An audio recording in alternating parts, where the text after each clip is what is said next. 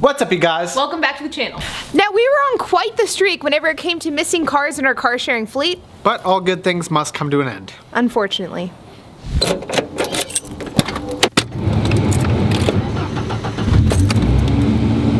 So as you guys know, HP and I have our 2015 Hyundai Elantra GT listed on the Getaround platform, and it's been doing really well. It's been listed on the platform for, I don't know, like 3 to 4 months, and it's been performing better than both of us anticipated. But the car was just on a multi-day rental, and it was actually supposed to be returned 24 hours ago. Now, as far as Turo cars go, yeah, there's been a few instances where they haven't brought back the car and they've stopped communication, but this is the first time that it's happened to us on a Getaround rental. So this is definitely going to be a learning experience for us. Exciting. Not my definition of excitement. But we've given the guest 24 hours to return the vehicle, and now it's time to go retrieve it. And it's not that far away. Fortunately, we do have a tracker on this car, and it isn't that far away, so we're heading there now. Alright. Oh, there it is. She has been spotted. It's actually pretty still clean. Cool.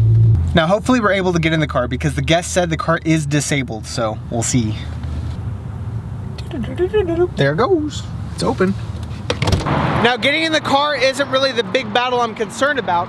The trackers that are installed in this vehicle have an immobilizer for situations like this, so the guest can't continue to drive it.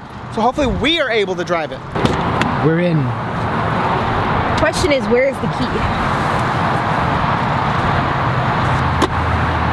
Looks like you're gonna have to hotwire it. Check under the floor mat. Oh, it's right here. What is it? A Like a sunriser. scavenger hunt. More high stakes.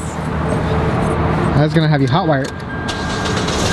Woo! Awesome. Let's But get out of no here. gas. No gas? I mean, there's a little bit of gas, but not a lot of gas. Shocker.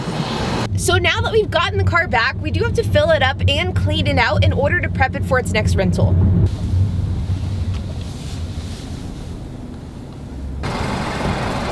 Well, hey there, Toots. What'll it be?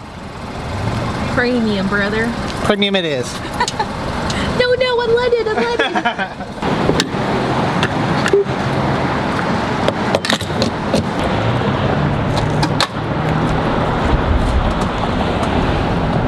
Would you like me to wash your windshield too, hon? No.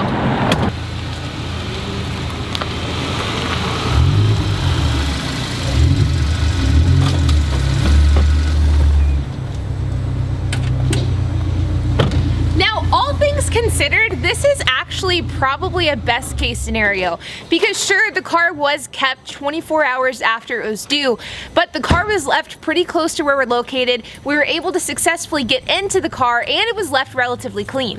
Normally when people don't return the vehicles, they also don't take care of the cars in the meantime. So they're usually completely dirty, they're filled with mud, or they're filled with cigarette smoke, and this car is probably like the best condition I've seen a car like this returned. Looks pretty damn good. It doesn't smell like cigarettes or farts or nothing.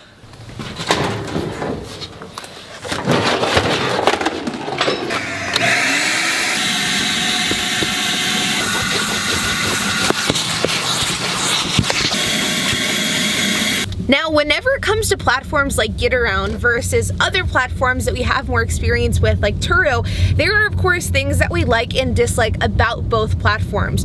But the biggest difference that comes into play, at least in my opinion, between Getaround and Turo is how the individual platforms handle things whenever things don't go according to plan. So like in cases where a car is wrecked or if a car goes missing, like what happened this morning. Are you gonna check it in? Yep. On Turo, virtually everything is done in 24-hour increments. There's HP, checking in the car. You have 24 hours to check in and out a car before and after a rental, 24 hours to file a damage claim, to notice damage on your car, 24 hours to file a late return if you notice that a car is missing.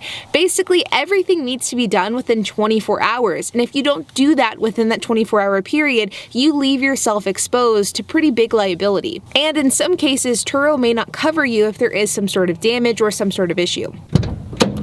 Which is fine most of the time, but it does make it a little inconvenient.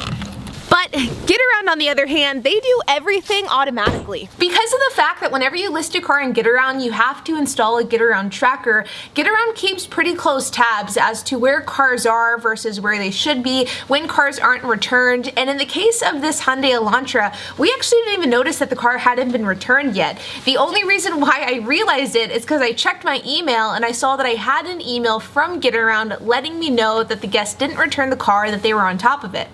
And in this case, Getaround not only started the late return process, but once they found out that the guest had no intention of extending the vehicle, they disabled it so they couldn't take it anywhere else. Which makes it super convenient because it means that HP and I don't have to go running around the entire Dallas area worrying about where our car is and how we're gonna get it back. Now, we do have a Getaround versus Turo video planned in the very near future where we'll go over the pros and cons of both platforms, our thoughts, and what our recommendations are as hosts that have cars on both.